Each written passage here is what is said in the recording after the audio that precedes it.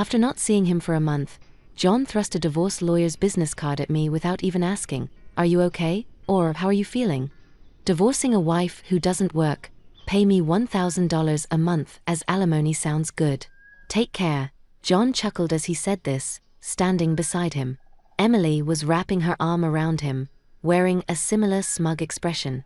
"Fine, let's undivorce then," I said, so casually that John seemed a bit surprised, but he quickly shared his smile with Emily. Good thing JN isn't much of a thinker.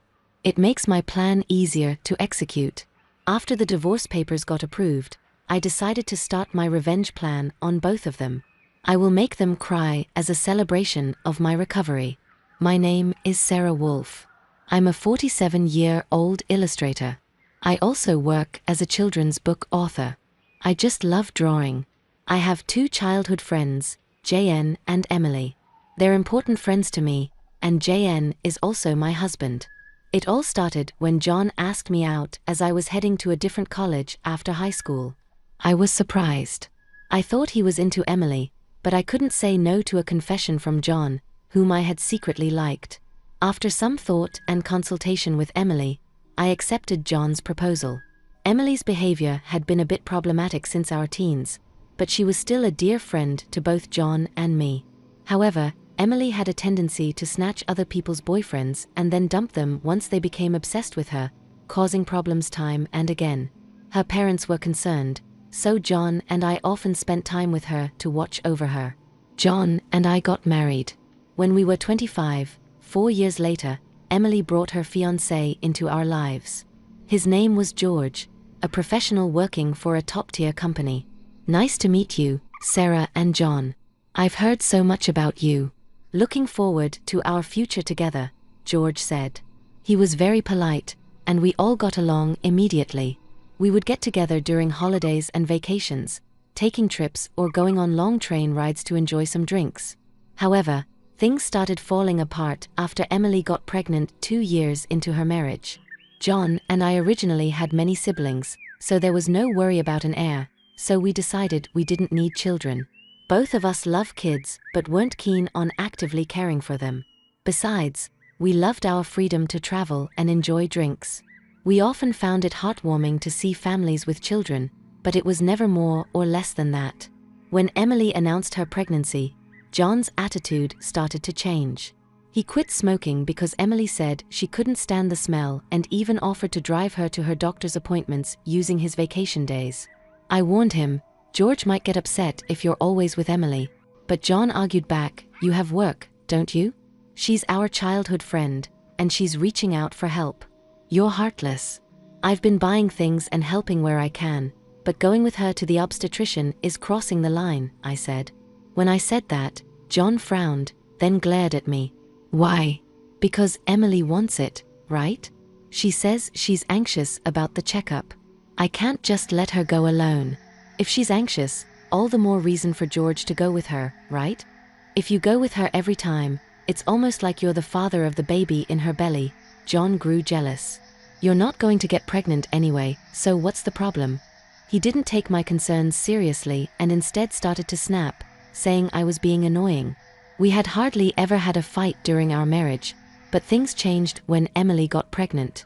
Our arguments increased, and that didn't change even after Emily gave birth. In fact, JN started spending even more time with Emily and their child, Emma. But when Emma was 6, an incident occurred. It had to do with the attendees of Emma's graduation ceremonies. The day before the graduation, John suddenly started rummaging through the closet. "John, what are you doing? Have a meeting tomorrow." John's workplace had a casual dress code, but there was a rule to wear a suit during client meetings, so he always kept a few suits ready.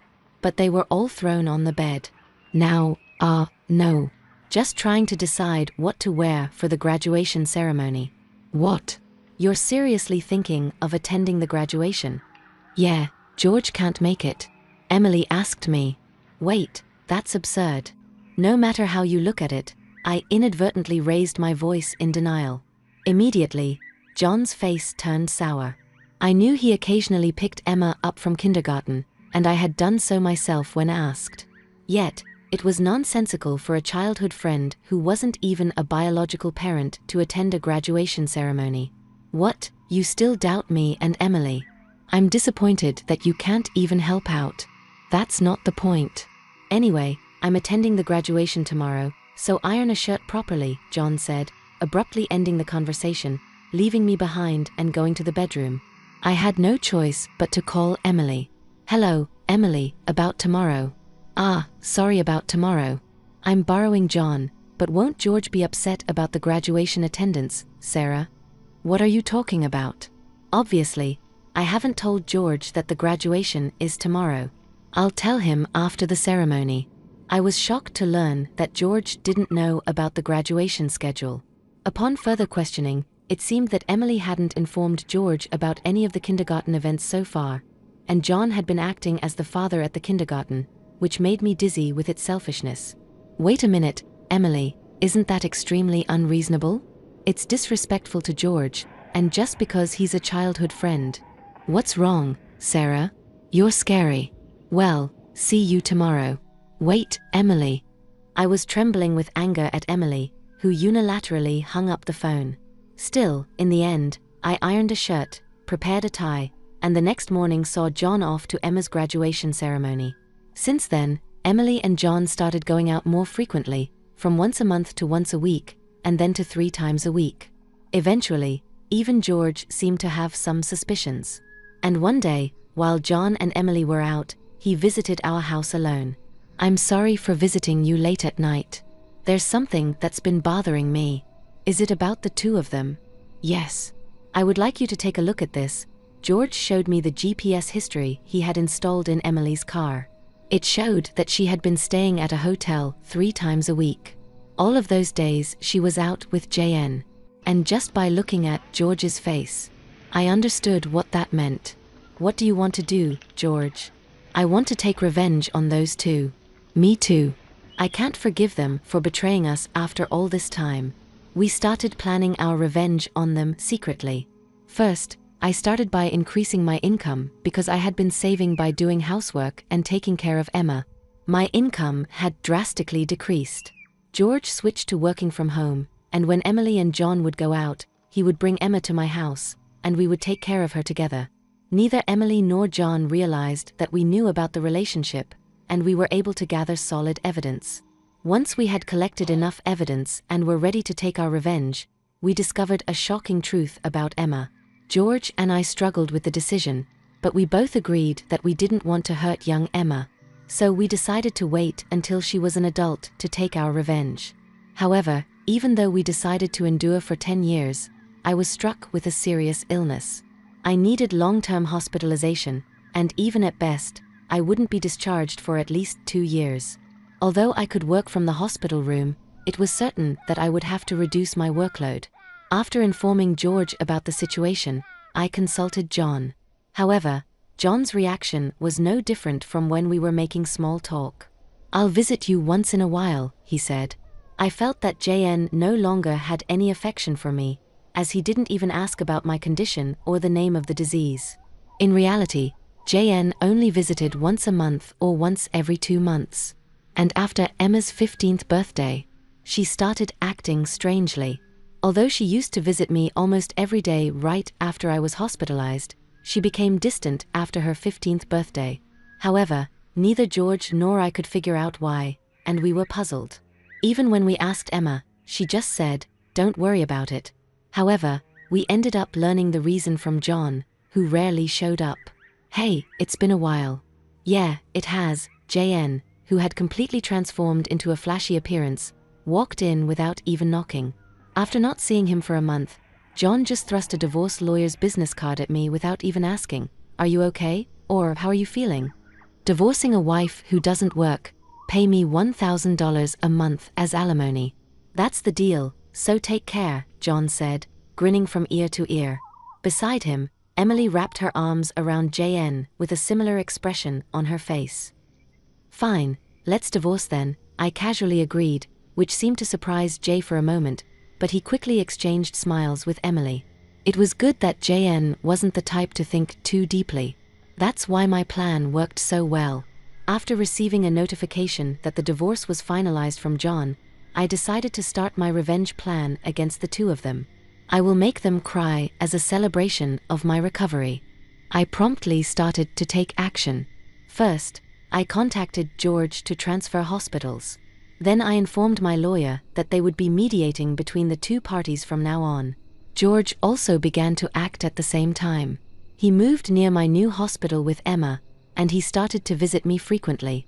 Emma still had a gloomy expression, but I was happy that she came to see me every day. Most of my belongings were already in the hospital room, so I told John to dispose of the rest. I didn't want to bring anything that the two of them might have touched into my new life. Once the hospital transfer and George and Emma's move settled down, I received a call from John. I had only left my seat for a few minutes, but my smartphone already showed 30 missed calls. I answered the phone, feeling exasperated. What? Hey, what the hell is going on? I could hear the voice of a troubled real estate agent behind John's panicked voice. I also heard Emily yelling, which made me feel sick. What do you mean? What's going on? I asked. It's obviously about the house. Why do we have to move out? John shouted at me, as if it wasn't his fault at all. I replied to him coolly, obviously, because that's my house. JN seemed to have completely forgotten, but the truth was the house we lived in was a room I rented as a workspace when I started to make a living as a freelancer. At that time, I didn't have enough income to maintain two houses, and John didn't have enough income to live alone, so he ended up moving into my place. Therefore, John had never paid the rent or utility bills for that room. Although I received some money from him for living expenses, it wasn't enough to maintain the place. Unfortunately, that room was already cancelled. It was far from the hospital I transferred to, so I had processed the cancellation the day after submitting the divorce papers. I didn't inform him because the real estate agent who knew the situation said they would contact him. George and Emma suddenly disappeared, and our house was sold. What are we going to do about our new house? I don't know. Maybe stay in a business hotel for now, I said, as I turned on the speaker and started working. John yelled in frustration, "Don't screw with me." However, he seemed to remember something and started speaking in a more soothing tone. Well, whatever. When will you transfer the money? We're running low on cash. What are you talking about? Ha! Don't mess around. I told you to pay $11,000, didn't I? Oh, I don't recall agreeing to that. My nonchalant response was met with incoherent screaming from John on the other end of the phone. Apparently, he thought he could get money from me and had been squandering it even. If he had $11,000 left, how did he plan to get by for the rest of the month? Hey, don't just stay silent. Say something. There's really nothing to talk about. My retort left John momentarily dumbfounded, but he soon started yelling again, growing increasingly annoyed. I addressed JN in as cheerful a tone as I could muster. Anyway, we're basically strangers now, so please don't contact me anymore. You'll hear from my lawyer. Ha? Lawyer? Hey, wait a minute. I hung up without listening to John's response. He tried calling back several times, but I ignored it, and eventually, the calls stopped. However, angry that I didn't answer, John started ignoring calls from my lawyer. He certainly had a childish side, but I never imagined he'd be the kind of person who didn't mind causing trouble for others. I sighed deeply at John's selfishness. A few months later, after a temporary discharge from the hospital, I visited John's parents' house. In front of me were JN and Emily, both looking small and trembling. You tell him my parents? It's a low blow. Oh, I just reported that we got divorced. John glared at me in response to my answer, but he shrank back under his father's stern gaze. Actually, I had a great relationship with my in-laws, even visiting and dining with them when John wasn't around. Despite being so well loved, I felt it was wrong not to share the details of our divorce, so I went to visit them. Is it true that you're remarrying Emily? Yes, it's true, Emily interjected. Emma and I are going to start over as a family. What are you talking about? Your only family is Sarah. She's not my family anymore. John's words made his father frown, with a look that seemed to say, give me a break. JN shook his head a few times, then handed me a piece of paper. It was a bill from a nearby luxury hotel. What's this? It's the bill from the hotel. We stayed as John, acting as if it was obvious, pointed at the bill on the table, then suddenly collapsed. Oh, what the heck, Mom?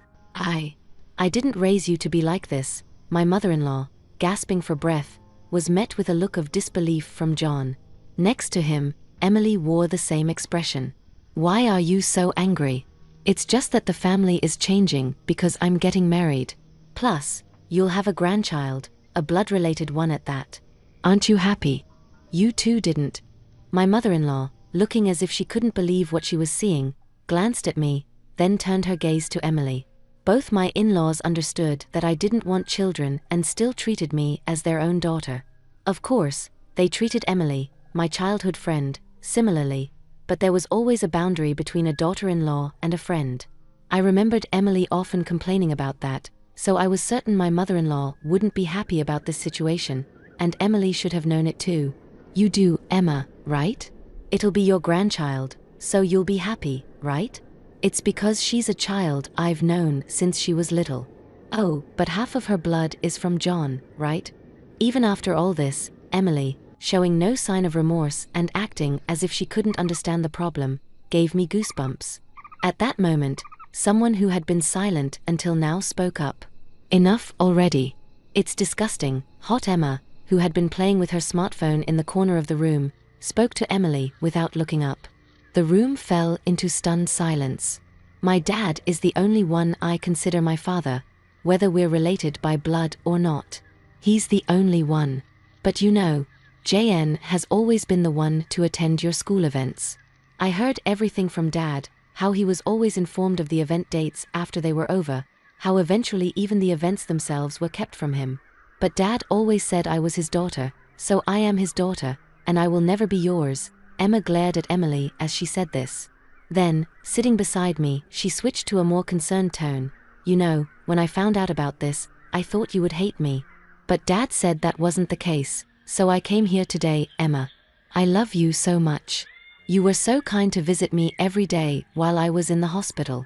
I was really happy, Sarah expressed, feeling a rush of affection towards Emma. Perhaps relieved of her anxiety, Emma teared up and hugged Sarah tightly. It might indeed be a child resulting from an affair between John and Emily, yet it's a child I've taken care of for 15 years. There's no way I don't have affection for her. Speaking of which, Emily, weren't you curious why I wasn't surprised when I found out Emma is John's daughter? Sarah asked, her tone now tinged with curiosity. Before Emily could respond, a new person entered the room. It was George, whom we knew from the start, 10 years ago. Actually, George suddenly appeared, understandably so, as she had recently unilaterally demanded a divorce, citing irreconcilable differences. I was shocked when you mentioned divorce. Oh, and unfortunately, you're not divorced yet.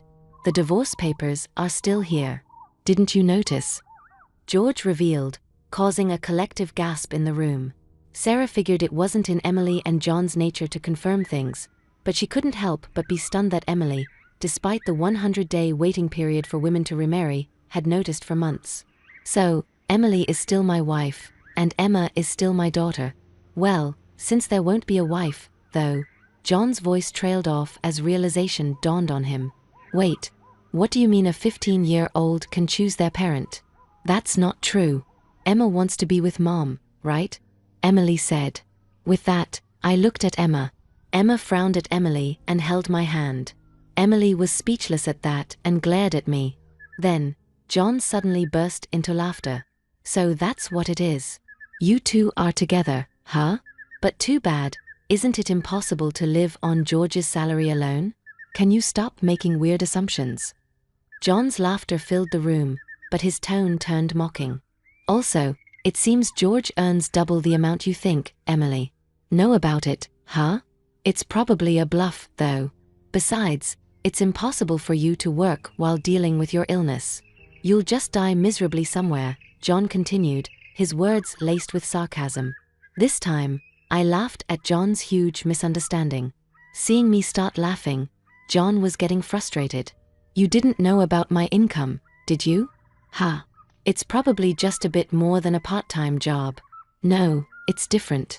My annual income is $500,000, I stated confidently, a smirk playing on my lips. John's eyes and mouth were wide open in shock. Emily was also stunned. In fact, over the past 10 years, I had become a popular children's book author, and my income had skyrocketed from essays, interviews, and more. Moreover, a film adaptation was planned soon, so my income was skyrocketing. Liar. Oh, do you want to see this? I said, showing Emily my bank account screen, which clearly showed a large amount of money being deposited every month. Emily was at a loss for words when she saw it. Sarah, let's, make up, huh? John's tone softened, but I was not swayed. What are you saying? Emily was furious at John's words, blinded by the money. I watched them blankly and then opened my mouth. Well, if you want to get married, feel free. Oh, and I'll definitely take the compensation for damages, Sarah, I said firmly, ignoring John's attempts to intervene. Wait, Sarah. Sarah. Ignoring John's pleas, I took Emma's hand, and after saying goodbye to my in-laws, I left their house. John originally worked at my father-in-law's company, but it was revealed that he was lying about going out for sales, and he was fired. My father-in-law planned to forcibly put him on a friend's fishing boat and work him to the bone. Working on a fishing boat was tough for an indoor-loving John, and he contacted me several times, but each time, I notified my father-in-law, and eventually, the calls stopped. Emily lost custody to George and got divorced. She seemed uninterested in John, who couldn't afford luxuries and didn't seem to chase after him. She was disowned by her family and lived alone in a rundown apartment. She hadn't worked at all since getting married, and since she had always made others do things for her, she couldn't do anything herself. And there were hardly any places that would hire her as a full-time employee. Still, she had to pay for her living expenses and child support. So, she worked multiple part-time jobs and barely made ends meet. After entering high school, Emma worked hard every day to study abroad and go to a prestigious university overseas. Being originally diligent, her dream is to translate my picture books and deliver them to children all over the world, which makes me happy. As for me, my picture books are selling well, and I am receiving more and more offers for animated adaptations and merchandise. My illness is also progressing well, and although I am still hospitalized, my doctor recently told me that I might be able to leave the hospital next year. And one more thing, George and Emma come to visit me every day. Actually, George recently confessed to me with remarriage in mind. I haven't given my answer yet, but I can't help but have feelings for him. He said he wants to live together when I leave the hospital. While thinking about what to answer, I work on my picture books every day, hoping for a happy future for us. I weave stories again today. Thank you for being with us and listening until the end. If you found it interesting, please subscribe, give us a like, and leave your comments. We'll see you on the Retaliation Realm channel.